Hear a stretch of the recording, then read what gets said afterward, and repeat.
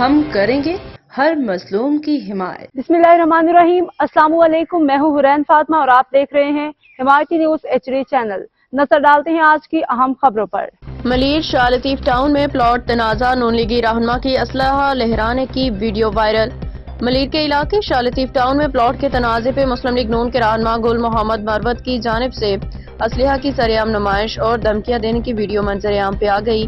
Video میں دیکھا جا سکتا ہے کہ گل محمد مروت ہاتھ میں پسٹل تھامے مخالف پارٹی کے افراد کو مبینہ طور پہ دھمکیاں دیتے ہوئے نظر آ رہے ہیں۔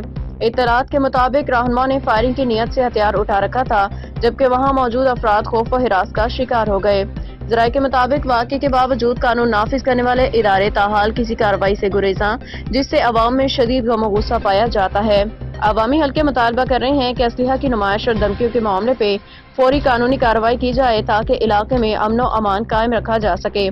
مزید تحقیقات کے لیے پولیس حکام کا کہنا ہے کہ ویڈیو اور دیگر شواہد کی بنیاد پہ کارروائی کی جا رہی ہے۔ حاکم علی دل کی رپورٹ۔